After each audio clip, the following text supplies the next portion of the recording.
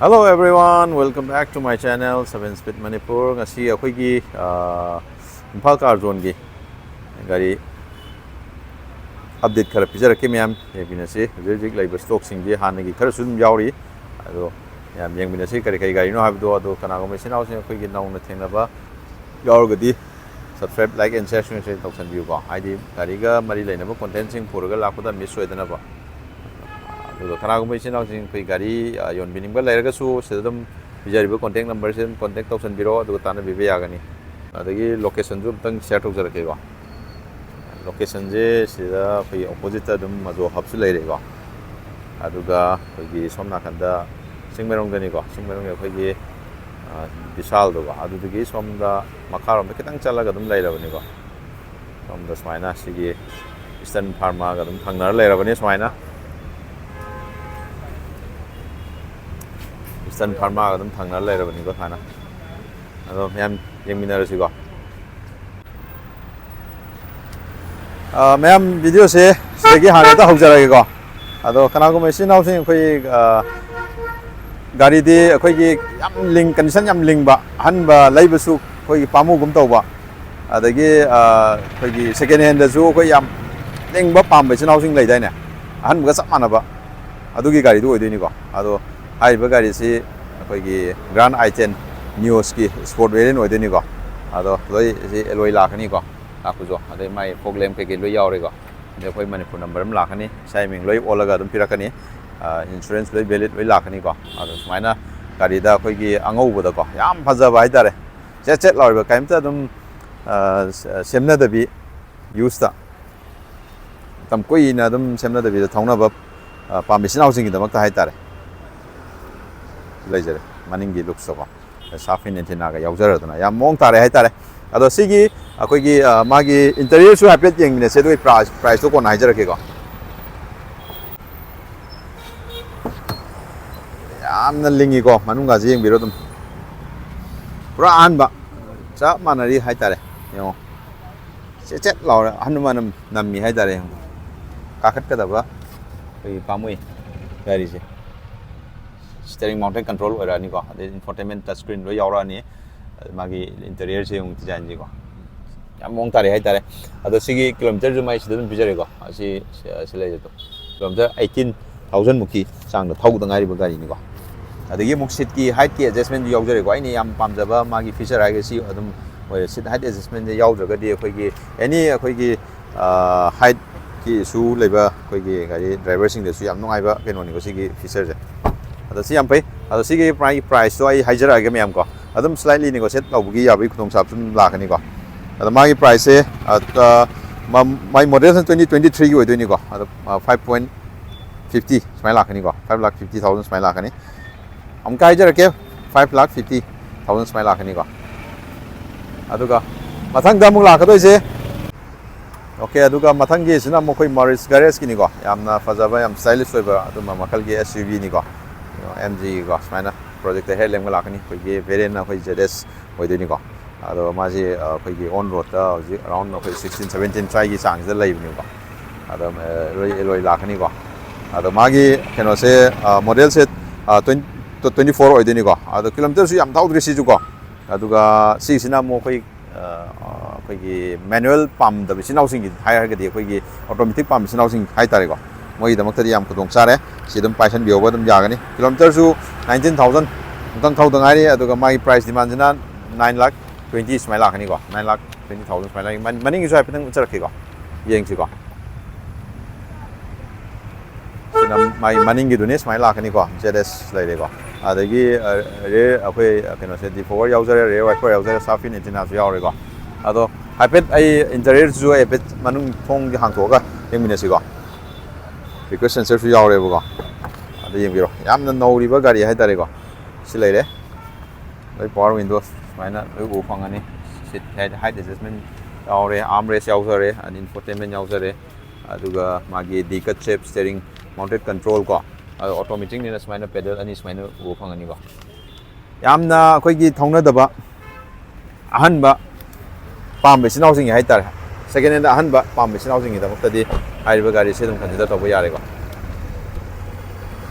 ada mayam price so amtang ga haijarake price 9,20,000 smile lakh ni ko MC Astor da ko sini aduga muk mathang da muk lakh doi sina akhoi gi Grand i10 Neos sina muk Astor kani ko sina 2019 gi aduga magi price demand na 4,60,000 smile lakh ni ko adu mai diamond cut alloy dam lakh ni ko sina sagi sport na muk no oi do sina muk diamond cut oi ko silai de ko register helm smile la ni ado ai maning isu uchara ke silai de ko asta smile o fang ani ko maning is silver color ni ko yam lem na sine ba pegi receipt entry yauri silai de mai manung gi se manung sudum yam phajana neat and clean de lei di ko aduga magi kilometer se koi 24,000 some 30,000 ai di ko magi smile maning sit ka yam mong ta na lei di si ju ko adu sinau interest level sinau sing adum contact sat long na tawsan biu ko adum gari se koi ahan ba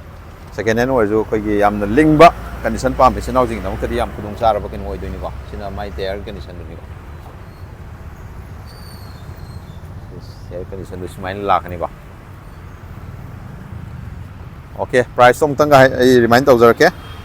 koi gi Grand i10 Astor da 2019 gi 4,60,000 smile lakh ni ko adum loin mag insurance valid loi oi ra kani ko adagi sagi ming de su number oi olaga lakh ni ko aduna kan sing ne oi jai tare ada price su slightly adum negotiate tau ya bai khudong sa loi pi ni ko adu mathang da so koi sim dia koi han ne yaw ra ba keno ne koi Verna ko red color se 2016 gi ni ko sina aduga sigi magi price demand na koi 3,80,000 smile lakh ni ko si ju dum koi gi ariba don na te ko sina mu kitang upgrade lakwa keno da version do din alloy ga lo ora ni ko ado manung su apet yengan jar ke ko sina manung ni smile ko phang ani ko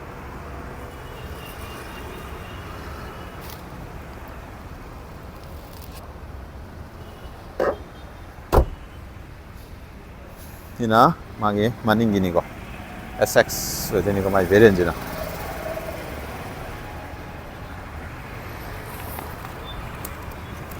aduga mathangi sina muk aduga ngasigi khwaidigi yamna premium oiba yamna luxury oiba SUV hairagadi sidal laiba gari so MG Hector ko mai variant screen hapsara ko ado ma se akhoi gi ado je on road koi around 25 nya mu mai live ni ko ado je si je pura almost half price hai tare almost half price 13 lakh 20,000 smile lakh ni ko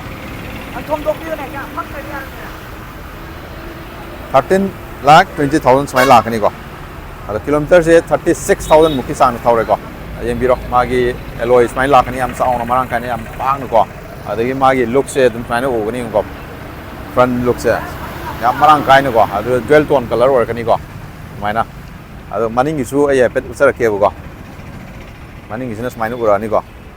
te lem ga se mu ra LED de ko koi gi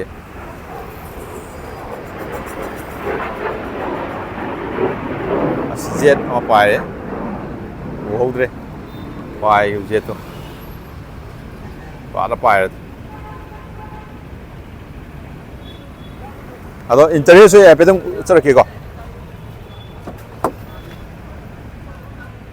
silai de interior se smaina o phangani ko interior se samtin na le hai tare mong nim do aduga switch jo koi electrically adjustable ora ni ko ja ado magi steering mounted control di concept lakhni aduga koi gi internet in born haina koi gi internet se koi gi masai dum yaujara lakh moi keno oi ni ko si guys magi premium ne si am tin sa tin oi ko aduga muk seat se koi gi ventilated oi ba hai tare moi se sigi yam nuai ba tongan ba extra feature adu panoramic sunroof to lo yaura ni ko haina interior di yam tin premium oi hai tare adu sigi price almost half hai tare ko yo aduga sigi magi kano se floorboard se jo pura flat oin lakh ni ko yitu koi gi ning thau gi type te tong have ni na armrest ka cup holder yaujare ko adu 3 point akhoi headrest ahummak loi hapjare ko aduga seat 3 point seat belt yaujare rear AC ben yaujare ko magazine hall dekrom ga si amarang kaina lay amarang kaina yam thina faje aduga si su akhoi seat si jo incline kan yabagi kino ma nida yauri option ma ko to si je seat se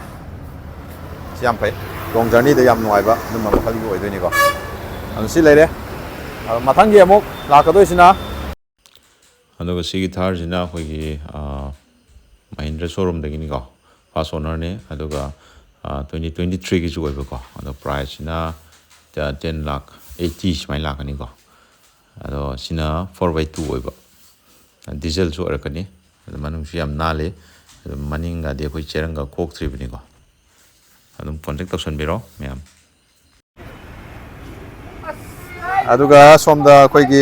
alto da silver da ko silver amaga red amaga the silver is na 2026 2016 gi deni ko ki my price na 2,35,000 smai lakh ani ko thank you air condition smai loi lai gani oh smai na lai de ma'am adum si yang BBI ko adu mathang da mu red sina mu 2018 man mu sin khitang nau re ko sina mu 2,60 lakh ani ko gari je koi kitang di mod le ko mod le di koi phun lai phun ma ta ti gi lambi pan kham mai ko smai le gari je kitang mod le chi le ai screen map cha re ko adu ga mu Celerio sida mu sina mu koi gi ZXi oi de ni ko sina 2017 gi de ne sina mu 3,15 smai lakh ni ko gari se yang jar ki ko loi sai ming de loi ola lakh ni ko insurance loi mak ya yaurkani my interior se smai lakh ni ko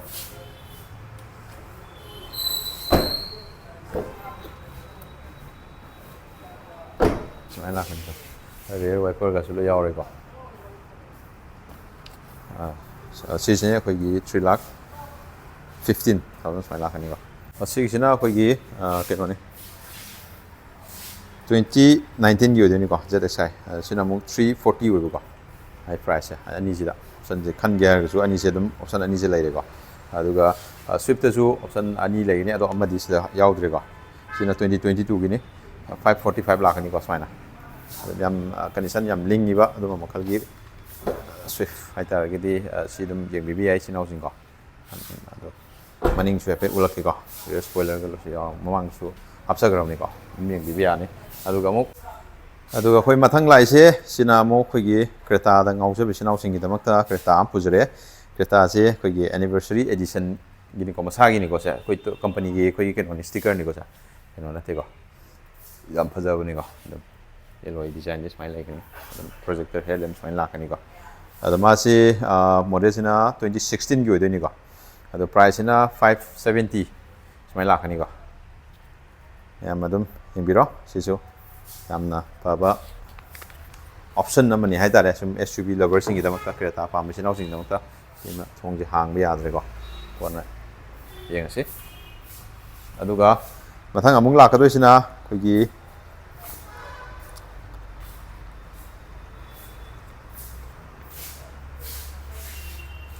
Grand i10 sisu khoi mamang do di hapsa gram ni ko zik lairi stock ta ko kana mai sinau sing pami bele ga di Grand i10 da white ta pami sinau sing la ga di si dum consider to buya ko condition yam lingi ko gari myam jing bi ra khang ni ko si price se koi 3 lakh koi kino lakh ni ko 70 lakh ni ko gari yam tin lingi ko interior ga yam tin na le ko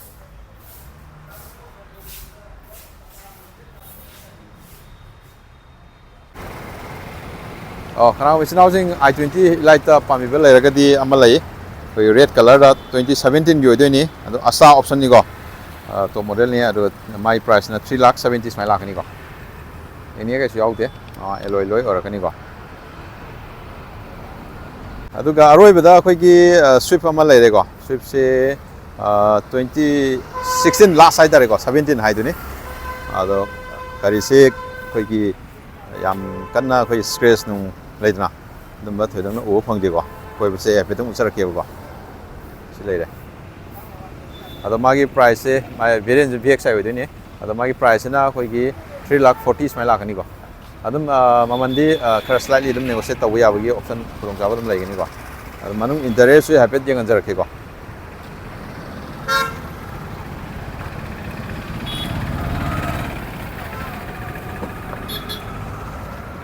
manung interest mainu o phangani ko